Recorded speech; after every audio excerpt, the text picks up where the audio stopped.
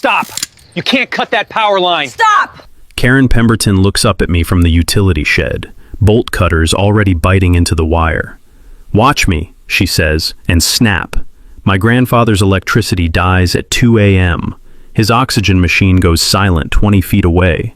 The backup battery starts its death countdown, 20 minutes before a Korean War veteran suffocates in his own bed.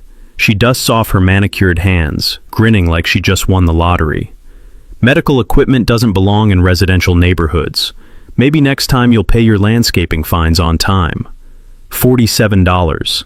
That's what my grandfather's life is worth to our HOA president. But that smug little smile of hers, it wouldn't last long. Because Karen had no idea she just picked a fight with someone who plays by very different rules. What would you do if someone tried to murder your grandfather? Drop a comment below, because what happened next will blow your mind. Let me tell you how we got here. My name's Roman Delacroix, and I've been an electrical contractor in Phoenix for 12 years. Former Air Force, learned my trade rewiring fighter jets before I came home to take care of the most important person in my life, my grandfather Ezra. Ezra raised me after my parents died in a car crash when I was 8. This man is everything to me.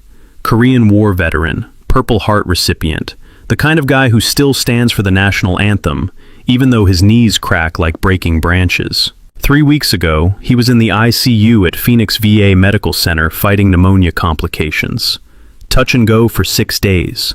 The doctors said his lungs were so scarred, he'd need supplemental oxygen at home indefinitely. So I bought this house in Willowbrook Heights, specifically for him.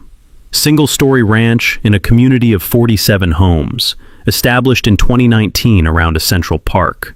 Annual HOA dues of $890 cover landscaping, streetlights, and that fancy community gazebo nobody uses. I converted the master bedroom into what the respiratory therapist called a home recovery suite. Essentially, a mini ICU with hospital-grade oxygen concentrator, backup tanks, monitoring equipment. Everything Medicare approved, everything keeping a war hero alive. The smell of medical-grade plastic tubing mixed with Ezra's Old Spice cologne became our new normal. The gentle hum of his oxygen concentrator, running 16 hours a day, became the soundtrack of our quiet recovery. I worked early electrical jobs so I could be home by noon, helping with his physical therapy, making sure his life support stayed running. For 6 months, everything was peaceful under Mrs. Sterling, our beloved HOA president. She was a retired nurse who actually understood medical equipment and ran things with common sense. Then, Mrs. Sterling moved to assisted living, and the neighborhood elected Karen Pemberton on her property values protection platform. Big mistake. Karen's 52, divorced, lives alone in the biggest corner lot house overlooking the community park. Former middle management at some insurance company, the kind of woman who treats every conversation like a performance review. She's got this severe bob haircut that looks like it was cut with a ruler, always carrying that tablet, documenting violations like she's building federal cases. Her first target? My drought-resistant landscaping. I'd planted desert willow and palo verde trees, native Arizona species that survive desert heat without constant irrigation. Beautiful, practical, environmentally responsible. Karen issued me a $47 fine for non-approved plant varieties. According to her interpretation of the covenant, I should have planted Bradford pear trees, a species that dies in Phoenix heat and wastes thousands of gallons annually. The crunch of gravel under her sensible shoes as she marched around my property, measuring distances with an actual tape measure. When I tried reasoning with her, she cut me off. The covenant specifies approved landscaping. Environmental concerns are not my department. Week 2 brought a $93 violation for excessive vehicle noise. My work truck's diesel engine starting at 5 a.m. allegedly disturbed the neighborhood peace. Never mind that I'd been leaving for work at the same time for 6 months, or that Mrs. Patterson's lawn crew starts their equipment at dawn. Week 3 escalated to a $187 fine for commercial vehicle loitering. Ezra's monthly oxygen delivery truck takes 30 minutes to deliver tanks and check his equipment. Standard procedure for homebound ICU recovery patients. Karen documented this as unauthorized commercial activity, but week 4 crossed into pure evil territory. I caught Karen photographing Ezra through his bedroom window while he napped. his oxygen cannula clearly visible in her camera flash. The metallic click of her shutter mixing with the steady rhythm of his life support machine. The desert wind carried her overpowering perfume as I confronted her in the driveway. "Medical equipment creates noise violations," she said, checking items off her tablet. "The HOA covenant prohibits home-based medical facilities." "Ma'am, that's my grandfather. He's a veteran who needs that machine to breathe." Her smile was Arctic ice. "This is a residential neighborhood, not a hospital. These people need to learn there are proper facilities for medical care." That's when I realized Karen's systematic plan. Document everything medical. Escalate fines until we couldn't afford to stay. Force out the veteran and his inappropriate life support equipment. She had no idea she just declared war on someone who knows exactly how to cut her power. Karen called an emergency HOA board meeting for the following Thursday. The email she sent to all 47 residents had the subject line, "Urgent. Zoning violation threatens neighborhood safety." She'd attached a 12-page slideshow titled, "Unauthorized Medical Facility Documentation." I couldn't believe what I was reading. This woman had turned my grandfather's recovery room into some kind of criminal enterprise. Photos of his oxygen concentrator labeled as industrial equipment storage. Pictures of his backup tanks marked hazardous material accumulation. Even shots of the medical supply delivery truck with arrows pointing to commercial vehicle violations. The meeting was scheduled for 7 p.m. at the community center. I spent the entire day researching, remembering a case I'd read about when we first moved in. Something about a disabled veteran in Texas who'd fought his HOA over wheelchair ramp restrictions. The case was called Giebler versus M&B Associates, and it established that federal disability law always trumps local HOA covenants when it comes to medical necessity. That gave me hope as I printed out guidelines, building my defense. Walking into that fluorescent-lit conference room felt like entering enemy territory. The burnt coffee smell mixed with Karen's aggressive hand sanitizer use, and the sound of folding chairs scraping against linoleum as 12 residents settled in for what felt more like a trial than a neighborhood meeting. Karen had stacked the deck perfectly. 3 board members who'd already pledged support for her Property Standards Initiative, plus a nervous-looking guy named Bradley from the city zoning office who kept checking his phone like he had somewhere better to be. "Ladies and gentlemen, we have a serious zoning violation that threatens our property values and neighborhood character," Karen announced, clicking through her slideshow with the confidence of a prosecutor. Each slide was more absurd than the last. My grandfather's medical equipment, photographed from every angle like evidence at a crime scene. Mrs. Patterson, a retired nurse who lives 3 houses down, raised her hand. "Karen, that's just a home oxygen concentrator. My husband used one after his stroke. They're quieter than most dishwashers." Karen's smile never wavered. "Mrs. Patterson, I appreciate your emotional investment, but we must follow legal guidelines, not feelings." That's when I stood up with my printed federal guidelines. "Ma'am, with respect, you're completely wrong about the law. The Fair Housing Act requires reasonable accommodations for disabilities. This is established case law going back decades." The room went quiet. Karen's confident expression flickered. "Mr. Delacroix, federal guidelines don't override local HOA covenants," she said. But I caught Bradley from zoning shifting uncomfortably in his seat. "Well, actually," Bradley interrupted, "federal disability law does supersede local." "Thank you, Bradley," Karen cut him off sharply. "The board will make decisions based on our covenant interpretation." During Karen's bathroom break, Mrs. Patterson leaned over with information that made my blood run cold.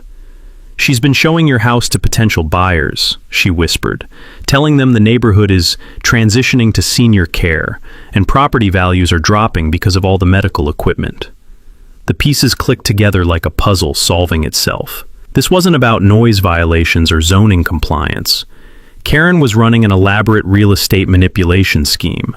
Target elderly residents with medical equipment, create hostile environment through harassment, force them to sell below market value. I remembered Mrs. Sterling's sudden move to assisted living right after Karen's election. Mr. Kowalski getting violations for prescription deliveries. She wasn't just targeting my family. She was systematically cleansing the neighborhood of senior citizens. The formal vote felt like watching democracy get hijacked. Karen's motion. All medical equipment must be relocated to interior rooms not visible from public areas. External medical deliveries limited to 1 per month with advance HOA approval. The texture of those federal housing law printouts felt rough under my sweating palms, as neighbors debated whether my grandfather deserved to breathe freely in his own home. The sound of pencils scratching on paper as votes were cast. The smell of fear and bureaucracy mixing in that sterile conference room. 4 votes for Karen's restrictions, 3 against. My grandfather's medical rights just got voted down by people who were terrified of property values dropping. As residents filed out, Karen approached me with that same predatory smile. "Mr. Delacroix, I understand this is emotional for you, but rules exist for everyone's benefit. I'm sure you can find appropriate senior living facilities that specialize in medical care." The rage building in my chest felt like molten steel. This woman had just weaponized democracy against my dying grandfather, turned our neighbors into accomplices in her elder abuse profiteering scheme. "Ma'am," I said, keeping my voice steady, "you just made a very expensive mistake. Because while Karen was playing political games with my family's life, I was already planning something that would expose her real estate scam and turn her perfect little kingdom into a federal civil rights battleground." She had no idea that attacking a veteran's medical equipment had just triggered protections that would make her HOA rules look like toilet paper. Karen wasted no time implementing her compliance inspection schedule. Monday morning, 7 a.m. sharp, she showed up at my door with a toolkit that would make a building inspector jealous. Measuring tape, digital decibel meter, professional camera, and that damn tablet for documentation.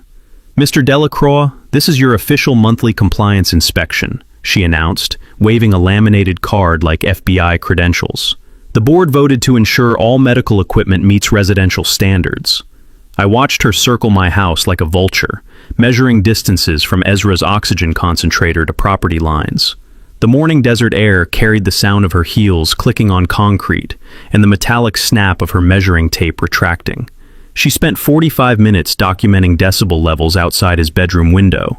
The concentrator hummed at 45 decibels, quieter than most dishwashers, but she wrote readings like she'd discovered a rocket engine. By Wednesday, the first post-compliance violation arrived. $93 fine for medical waste accumulation. Her evidence? 3 empty oxygen canisters by my garage, waiting for monthly pickup by the medical supply company. I'd seen this exact setup at dozens of homes during my electrical work. It's standard procedure for any patient on supplemental oxygen. That's when I realized I needed to start fighting back with technology.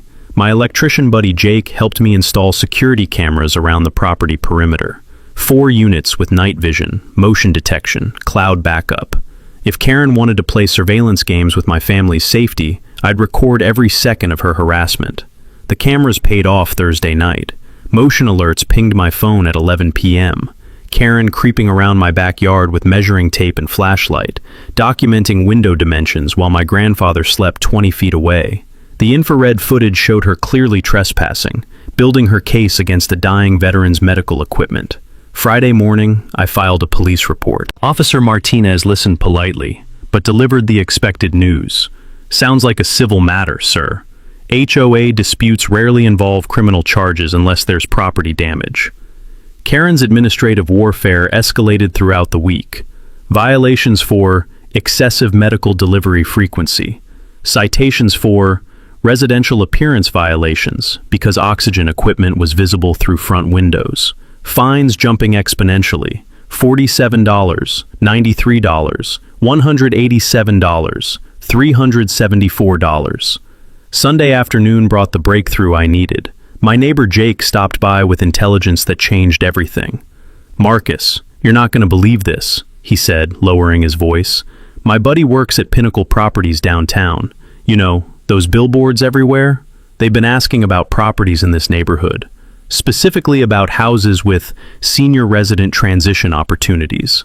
The mini twist hit like lightning. "What does that mean?" Corporate speak for pushing out elderly residents and flipping their houses to younger families. My buddy said they specialize in community demographic transitions. They make money when seniors sell below market value. Everything clicked. Karen wasn't just harassing residents with medical equipment. She was creating documentation to justify property devaluations for her real estate partners. Document enough medical facility violations, and family homes suddenly looked like unlicensed nursing facilities. That evening, I drove to Sunset Meadows Assisted Living to find Mrs. Sterling. What she told me confirmed my worst suspicions. "Oh, Marcus, I'm so sorry you're dealing with Karen too," she said, her weathered hands shaking. She did the exact same thing in my previous neighborhood. The Garcias, the Kowalskis, the Hendersons. All elderly couples with medical equipment. Karen would document everything as facility violations until families couldn't afford the escalating fines. Mrs. Sterling showed me photos of her husband's home dialysis setup. She tried to force us to relocate his kidney machine to the basement, said the equipment sounds violated noise ordinances. When we couldn't physically comply, the fines kept escalating. We had to sell for $30,000 below market value, just to escape. The pattern was crystal clear. Karen was a professional predator, systematically targeting vulnerable seniors through weaponized HOA enforcement. And Pinnacle Properties was profiting every time a frightened family sold under duress. But as I drove home through the desert night, breathing in the scent of cooling asphalt and blooming Palo Verde trees, I realized Karen had made one fatal miscalculation. She'd chosen to target a veteran's life support equipment, which triggered federal disability protections that made her cute little HOA games look like children's rules. I had security footage of her trespassing, witness statements documenting her harassment pattern, evidence of systematic discrimination against disabled residents, and most importantly, I had the legal knowledge to turn her predatory scheme into a federal civil rights case that would destroy everything she'd built. Karen thought she was hunting another helpless senior citizen. She had no idea she'd just walked into a trap set by someone who understood exactly how to use the law as a weapon. The smell of desert sage mixed with diesel exhaust from late-night truckers on the distant highway. Tomorrow, I'd start building the case that would end Karen's reign of terror permanently. Karen's next move crossed every line I thought existed. Tuesday morning, a certified letter arrived that made my hands shake. Emergency electrical hazard violation. Immediate utility disconnection required. According to her official documentation, my grandfather's oxygen concentrator created unacceptable fire hazards due to electrical overload.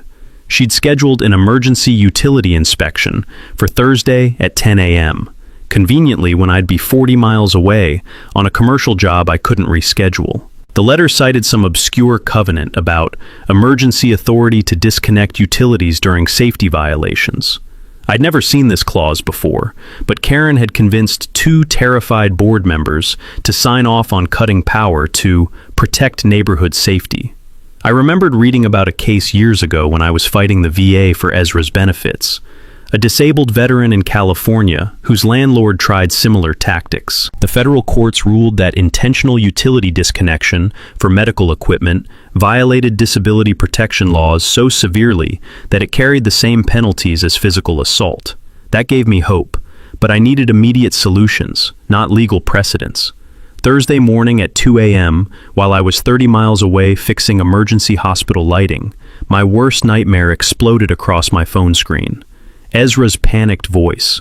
"Marcus, the power's out. The machine stopped working. The battery says 18 minutes. I broke every speed limit racing home through empty desert highways, arriving to find Karen and two board members still standing in the utility shed like they'd just finished a home improvement project. They'd used bolt cutters to sever the electrical connection to my house specifically, leaving every neighbor's power running normally. "What the hell are you doing?" I shouted, finding my grandfather struggling in the darkness, his backup battery countdown ticking towards 0. Karen looked up from the severed wires with satisfaction radiating from her face like heat from summer asphalt. "Emergency electrical hazard requires immediate disconnection, Mr. Delacroix. Medical emergencies should be handled at appropriate facilities, not residential neighborhoods." The rage that hit me could have lit up half of Phoenix. This woman was using HOA rules as murder weapons against my dying grandfather. But as I frantically reconnected wires, neighbors started emerging in bathrobes and slippers. Mrs. Patterson arrived first, the retired nurse who immediately checked Ezra's vitals and confirmed my fears. Dangerously low oxygen saturation. "Call 911 now," she ordered, her professional voice cutting through Karen's protests about proper procedures. "This man needs emergency medical support." Mr. Kowalski appeared with his phone recording everything. "Karen, what the hell? You can't cut power to medical equipment. Are you trying to kill him?" Within 15 minutes, our quiet suburban street transformed into an emergency scene. Ambulance lights painting red and blue across beige stucco walls. Paramedics manually ventilating my grandfather, while I restored electrical connections. The smell of diesel exhaust, mixing with desert night air, and the metallic scent of cut electrical wires. Karen stood over those utility controls like some suburban dictator, explaining to increasingly furious neighbors why cutting power to a veteran's life support was necessary for community safety standards. But the game-changing moment came from Mr. Kowalski. While paramedics worked on Ezra, he pulled me aside with news that made my heart race. "Marcus, I've been recording her harassment for weeks," he whispered, showing me his phone. "Yesterday I caught audio of Karen coaching the board members. Make sure the power cut looks accidental. We can't have documentation of intentional medical equipment sabotage." The mini twist that changed everything. Karen's own recorded words proving premeditated criminal conspiracy.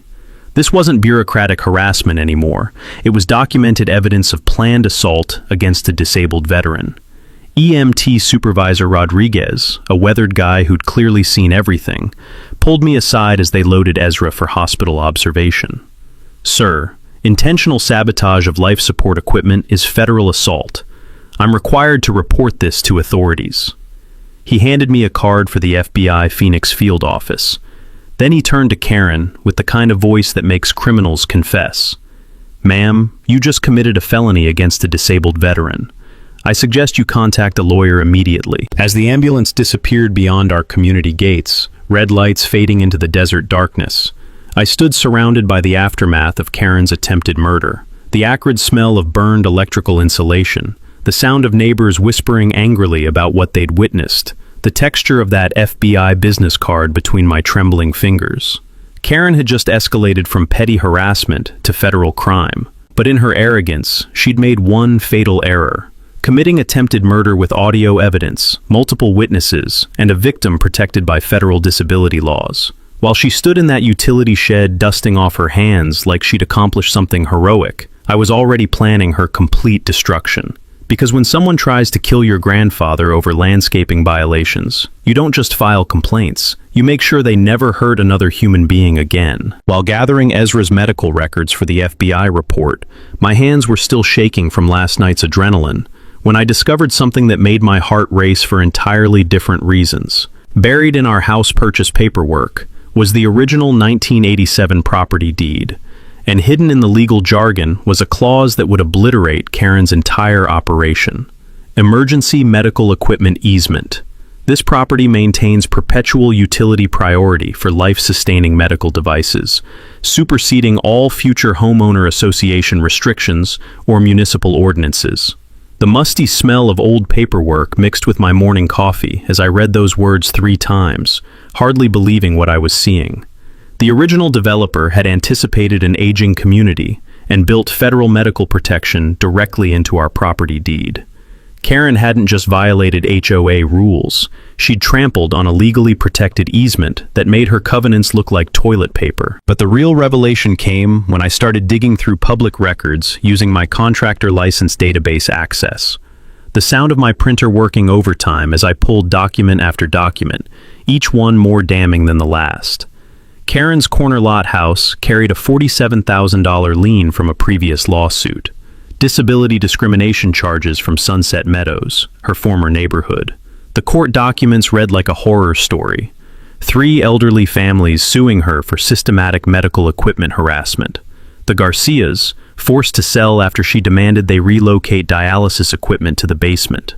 The Hendersons, driven out when she classified oxygen concentrators as commercial facilities.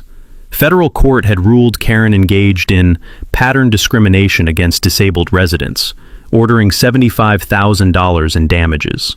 But here's where my blood started boiling. She'd only paid $28,000 before declaring bankruptcy and fleeing to our community to restart her predatory scheme. The families she'd destroyed were still trying to collect their court-ordered compensation. The smoking gun came through my electrician buddy's real estate connections. Corporate filings showed Karen wasn't just some power-hungry HOA president.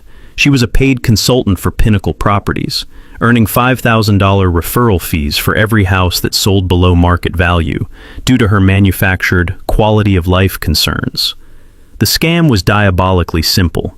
Target vulnerable seniors with medical equipment, escalate harassment until families couldn't afford the legal fights.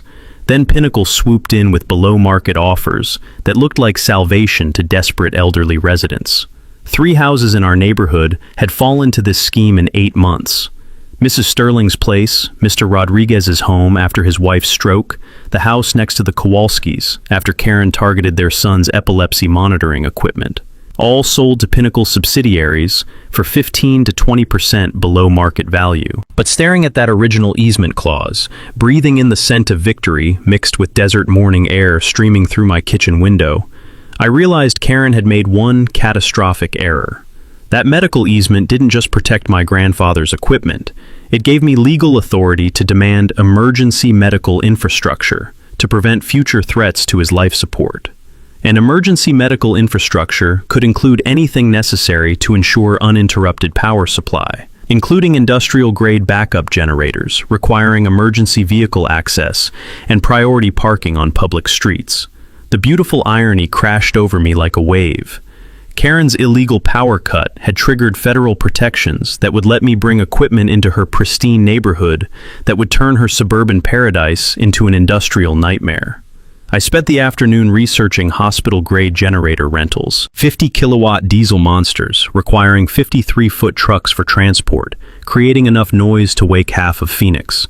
Units federally protected as medical emergency infrastructure that could legally park wherever medical necessity demanded. Karen thought cutting my grandfather's power was her checkmate move.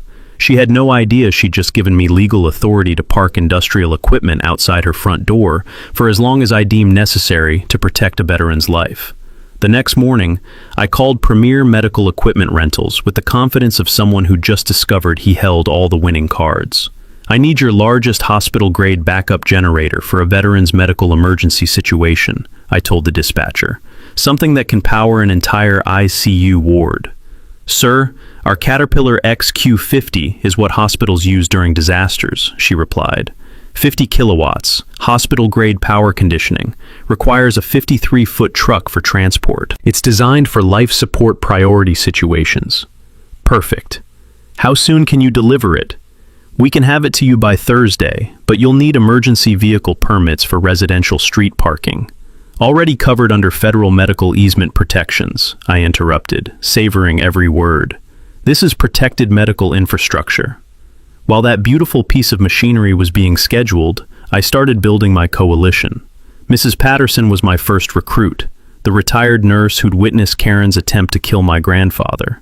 When I explained the legal situation over coffee in her kitchen, the smell of her famous cinnamon rolls mixing with righteous indignation, she was immediately on board. Marcus, that woman has been terrorizing this neighborhood for months, she said, her voice steady with professional authority. My husband's wheelchair ramp got a violation notice last week. Mr. Kowalski's prescription delivery van was cited for excessive medical traffic. She's systematically targeting anyone with disabilities or medical needs. Next, I visited Mr. Kowalski, whose security footage had become my evidence goldmine. His living room was a command center of surveillance monitors, recording equipment, and printed documentation of Karen's harassment campaigns. The electronic hum of hard drives and the clicking of keyboards as he pulled up weeks of recorded harassment. I've got everything, he said, scrolling through files. Audio of her coaching board members to make violations look accidental. Video of her trespassing on 6 different properties to photograph medical equipment.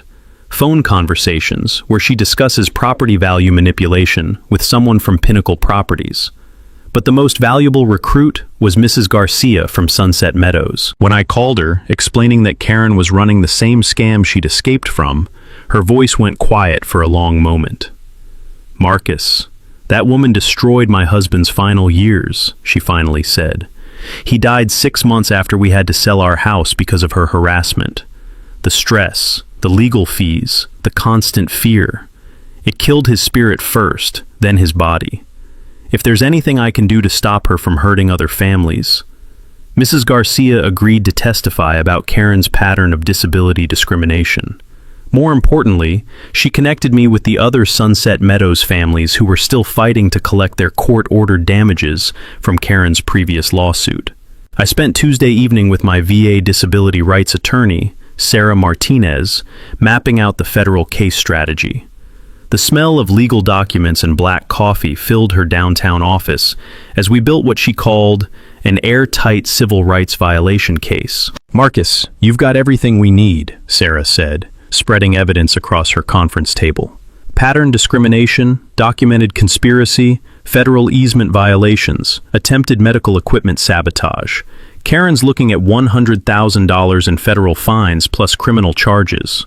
The legal strategy was simple but devastating. File federal civil rights complaints with HUD while simultaneously requesting emergency restraining orders against HOA utility access. But the psychological component would be even more effective. Wednesday night, I organized what I called the Willowbrook Medical Rights Coalition, a neighborhood meeting disguised as a potluck dinner. 18 residents showed up, and as we shared food and stories around my dining room table, the pattern of Karen's abuse became undeniable. The Pattersons, harassed for wheelchair accessibility modifications. The Hendersons, cited for their daughter's asthma nebulizer being too loud. The Rodriguezes, fined for medical equipment visibility through windows. Every family with medical needs had been targeted. I distributed laminated cards with emergency contact numbers: FBI, Domestic Crimes Unit, HUD, Civil Rights Hotline, local disability rights advocates. We created an encrypted group text for real-time coordination and assigned specific documentation roles to each family. But the centerpiece of my plan was pure psychological warfare. Thursday morning, that 53-foot generator truck would arrive during Karen's usual inspection rounds. The timing was perfect. She'd be walking around with her clipboard and measuring tape when a diesel monster the size of a city bus rumbled into her pristine suburban paradise.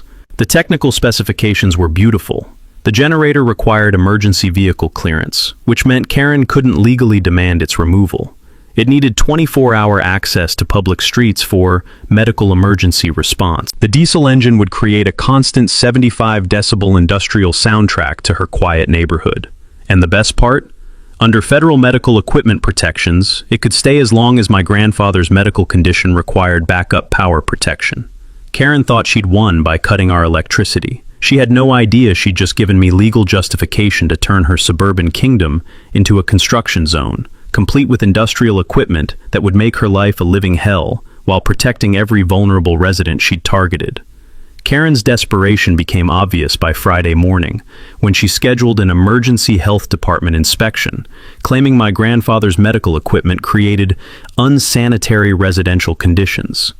The email she sent to all residents had attachments showing photos of oxygen tanks, labeled as medical waste storage, and our home labeled as an unlicensed healthcare facility. But her real panic showed when she started bribing board members with promises they'd never see property values drop if they helped her resolve the medical facility situation permanently. Mrs. Patterson overheard Karen offering to pay Jim Bradley's HOA dues for the year if he'd support immediate medical equipment relocation requirements. The neighborhood Facebook group became Karen's propaganda warfare zone. Anonymous posts appeared hourly, all following the same script. Photos of oxygen tanks labeled as industrial gas hazards, claims about property value impacts from medical facilities, and fear-mongering about our community becoming senior housing instead of family neighborhood. My security cameras caught her spreading poison door to door Wednesday evening. The infrared footage showed Karen visiting houses with printed packets, spending 15 minutes with each family, gesturing toward my house while delivering what neighbors later described as safety presentations about medical equipment dangers. 3 families reported Karen's pitch was identical. These people are turning residential homes into medical facilities. Your property values will plummet if we don't stop this immediately. Do you want to live next to a nursing home? But Karen's most desperate move came Thursday morning, when she arranged a surprise health department inspection with a compliant official who arrived with pre-written violation notices, clearly scripted by Karen herself. Inspector Williams walked through my house like he was following a treasure map, documenting oxygen concentrator noise violations and medical supply storage sanitation concerns. When I produced my federal disability accommodation paperwork, his confidence evaporated faster than desert rain. "Sir, these appear to be legitimate medical accommodations," he stammered, backing toward my front door like I'd shown him a live grenade. "Inspector Williams," I said calmly, "I have video footage of the HOA president coordinating this inspection to harass a disabled veteran. Are you aware that federal law prohibits discrimination against medical equipment users?" He practically sprinted to his car, leaving behind his unused violation forms and Karen's detailed inspection guidelines. That afternoon brought intelligence that confirmed my suspicions about Karen's financial desperation. My electrician buddy Jake discovered through county records that Karen's house was entering foreclosure proceedings. The bankruptcy from her previous disability discrimination lawsuit had caught up with her, and she needed Pinnacle Properties referral fees to avoid losing everything. The bank foreclosure notice had been accidentally delivered to my address due to similar house numbers, giving me documentation of Karen's timeline. She had 60 days to make $18,000 in back payments or lose her house. Each family she successfully harassed out of the neighborhood meant $5,000 in Pinnacle referral fees. My grandfather's medical equipment wasn't just threatening her control, it was threatening her financial survival. But the mini twist that changed everything came from Mrs. Patterson's nursing connections. She'd called former colleagues at Phoenix General, asking about Karen's claims regarding medical facility regulations. What she discovered made my blood boil. "Marcus, I talked to the head of respiratory therapy at the hospital," Mrs. Patterson said, her voice tight with anger. "Karen called them last week, claiming to be from residential safety enforcement, and asking for documentation about home oxygen equipment being dangerous in residential settings. The hospital had refused to provide any such documentation because it was complete nonsense. Home oxygen concentrators are specifically designed for residential use and carry the same safety ratings as household appliances. Karen had been trying to manufacture official-looking medical expert opinions to support her harassment campaign. "She's not just breaking HOA rules," Mrs. Patterson continued. "She's impersonating authority figures to obtain false documentation. That's fraud." Thursday evening brought the community pressure I'd been building toward. 18 neighbors attended an impromptu neighborhood safety meeting that Karen had called to address medical equipment concerns. But instead of supporting her narrative, families started sharing their own stories of harassment. The Hendersons described Karen's demands that they relocate their daughter's asthma equipment to non-visible areas. The Kowalskis revealed Karen's attempts to limit their son's seizure monitoring deliveries. Mr. Rodriguez shared audio recordings of Karen threatening escalating fines if his wife's wheelchair modifications weren't made less obvious. As Karen stood before increasingly hostile neighbors, trying to justify her systematic targeting of disabled residents, I realized her support base had evaporated. Even the board members who'd initially supported her property standards initiative were backing away from what had clearly become criminal harassment. But the most beautiful moment came when Mrs. Garcia arrived from Sunset Meadows, carrying a folder of court documents from Karen's previous conviction for disability discrimination. The sound of papers rustling as she spread evidence across the community center table. The smell of fear sweat as Karen realized her past had caught up with her. "Ladies and gentlemen," Mrs. Garcia announced, "this woman was convicted of the exact same harassment in her previous neighborhood. She's a professional predator who targets vulnerable elderly residents." Karen's final, desperate gambit came Sunday morning with an emergency HOA board meeting email marked "Urgent, immediate resolution required." She'd scheduled it for Monday at 7 p.m., claiming authority to condemn residential properties for health and safety violations, and demanding immediate removal of all medical equipment or face complete utility disconnection. The email included a 48-hour ultimatum. My grandfather's life support equipment had to be relocated to appropriate medical facilities, or she would exercise emergency powers to cut electricity permanently. The timing was calculated. Monday evening was exactly when I'd be across town, handling an emergency electrical repair at the VA hospital that I couldn't reschedule. She'd also brought in reinforcements. The meeting notice mentioned a qualified building inspector and residential health specialist who would provide expert testimony about medical equipment dangers. Karen was assembling what looked like an official tribunal to railroad my family out of the neighborhood. But her biggest miscalculation was underestimating my preparation timeline. The generator truck was scheduled to arrive Tuesday morning, perfectly positioned to make her Monday evening ultimatum look like a joke. Sunday night, I made final preparations while listening to Karen's increasingly frantic voicemails, demanding that I acknowledge receipt of emergency compliance requirements. Her voice carried a hysteria that told me she knew her time was running out. The coalition was ready. Mrs. Patterson had organized medical equipment documentation from 6 families, proving that Karen's health hazard claims were fabricated nonsense. Mr. Kowalski had compiled a video highlight reel of Karen's trespassing and harassment, synchronized with audio recordings of her conspiracy planning. Mrs. Garcia had driven up from Sunset Meadows with 3 other families Karen had previously victimized, all carrying court documents proving her pattern of disability fraud. Monday evening, I watched from my security cameras as Karen arrived early to set up her ambush. She'd brought folding tables, printed presentations, and enough official-looking documents to stock a government office. The building inspector and health specialist were clearly coached performers, probably friends she'd convinced to play expert roles. 23 neighbors attended, the largest HOA meeting in our community's history. But as Karen began her presentation about medical facility violations requiring immediate intervention, something beautiful happened. Mrs. Patterson stood up first. Karen, I'm a registered nurse with 30 years of experience.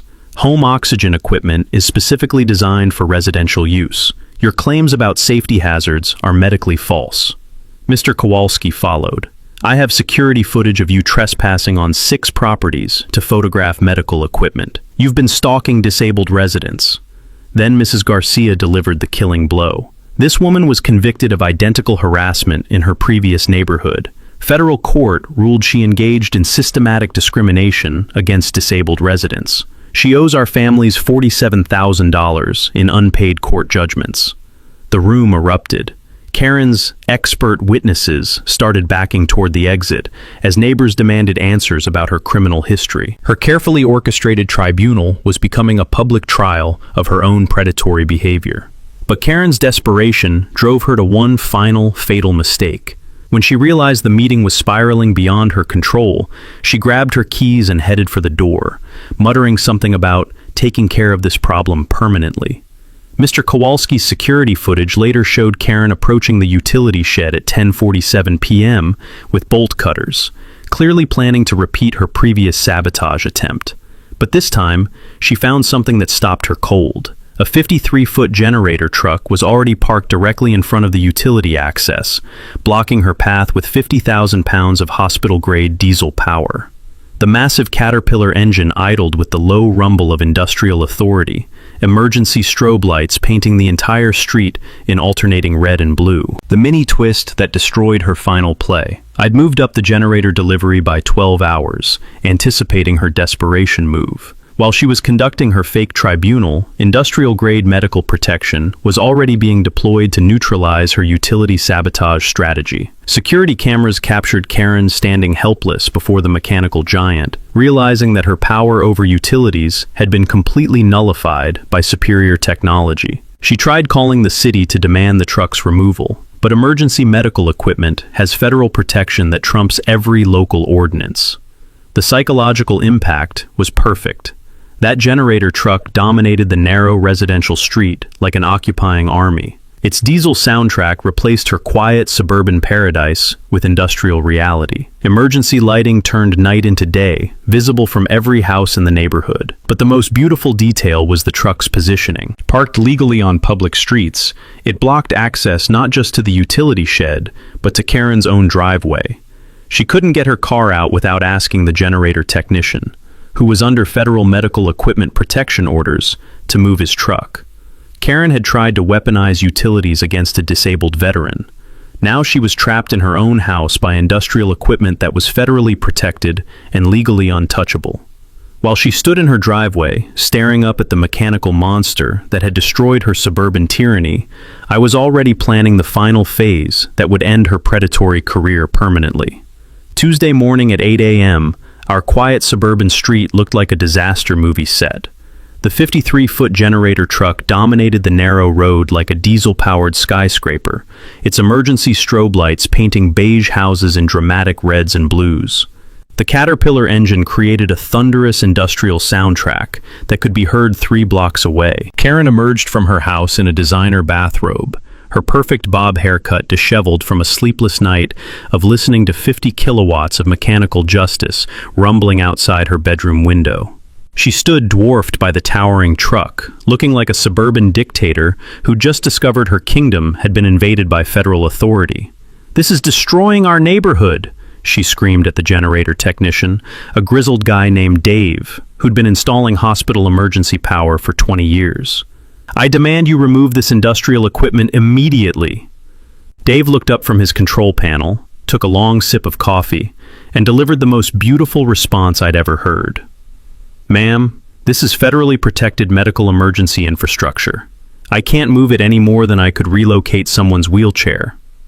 The HOA meeting had been relocated to the street because the generator noise made the community center unusable. 28 residents gathered around the truck in a bizarre suburban town hall, with Karen standing on a folding chair trying to shout over the diesel engine. "This man is destroying our property values with industrial equipment," she yelled, pointing at me like I was a war criminal. "He's turned our residential neighborhood into a construction zone."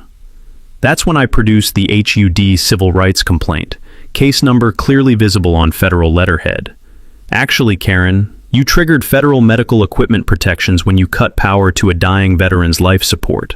This generator ensures that never happens again." The blood drained from her face as I read the charges aloud. Pattern of disability discrimination, conspiracy to endanger life support equipment, violation of federal medical access easements.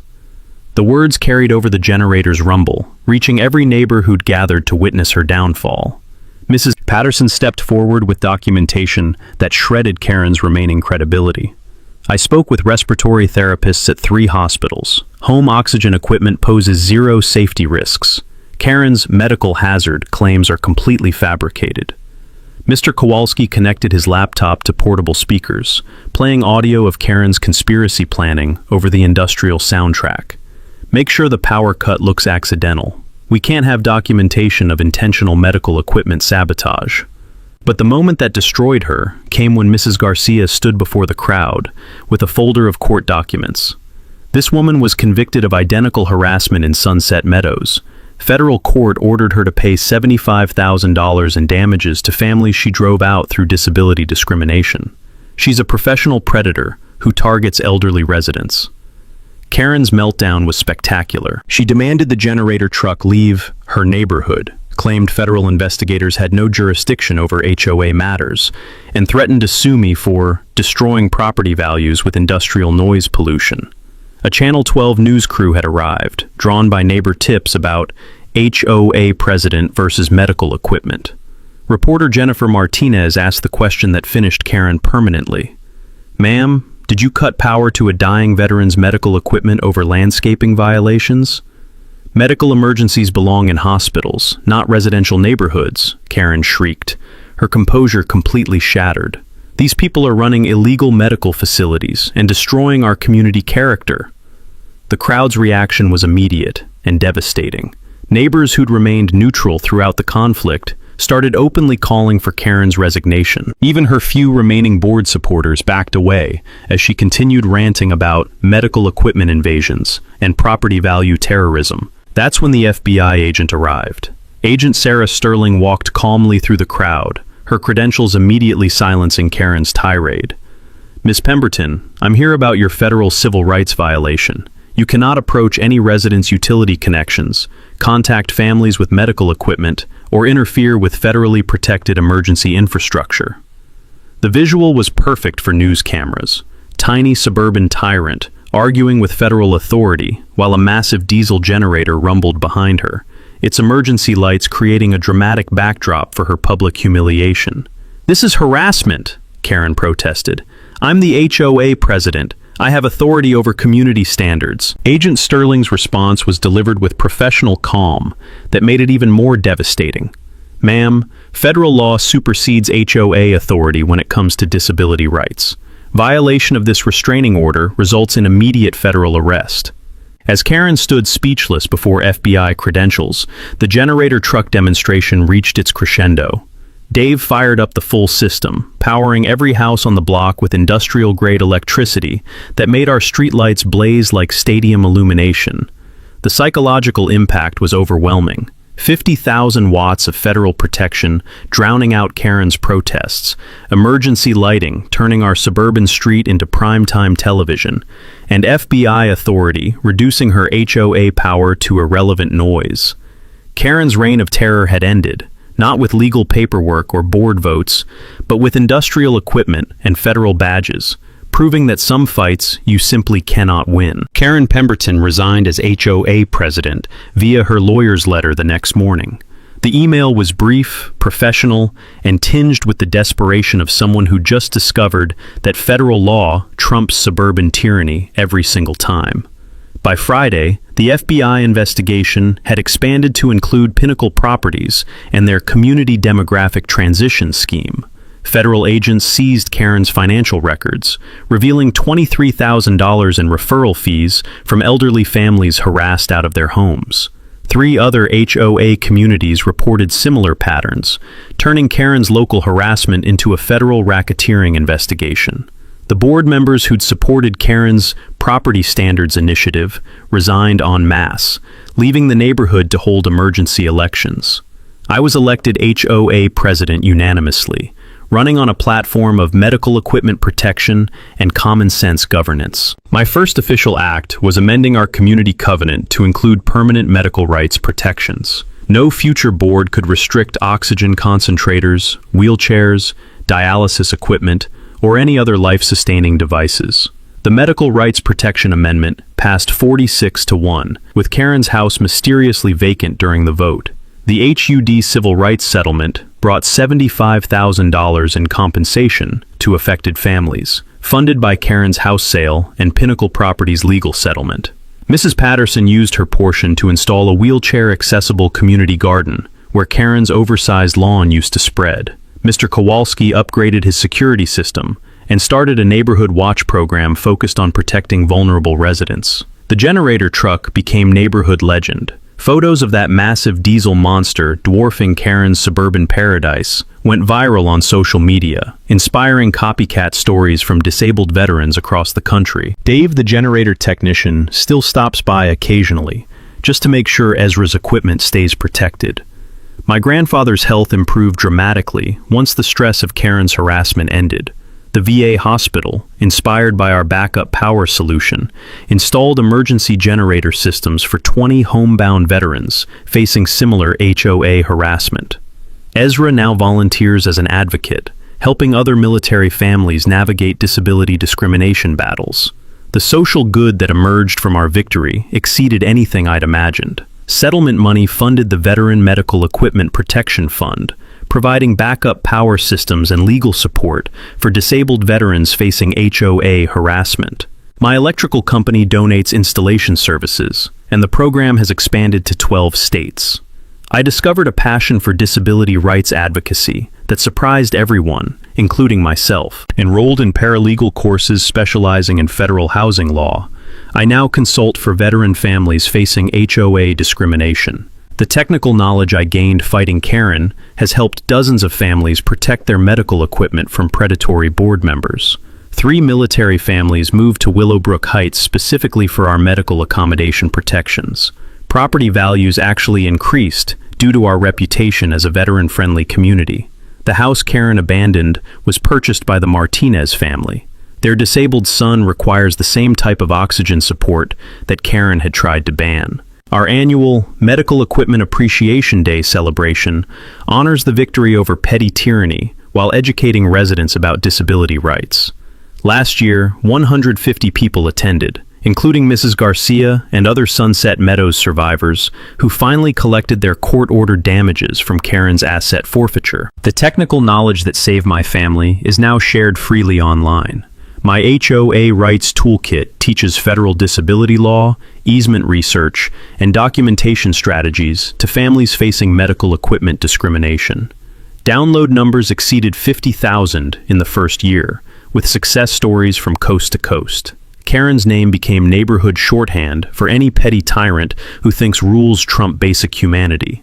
"Don't go all Karen Pemberton on me" is now local slang for bureaucratic overreach. Her foreclosed house serves as a permanent reminder that some battles you simply cannot win. The generator truck story spread through veteran networks nationwide, inspiring federal policy changes. HUD now investigates medical equipment harassment more aggressively, and several states have passed veterans' medical rights legislation, specifically protecting military families from HOA discrimination. As I write this, my grandfather is napping peacefully in his chair, oxygen concentrator humming quietly beside him. The sound that once triggered Karen's harassment campaign now represents victory over suburban tyranny and federal protection for the vulnerable.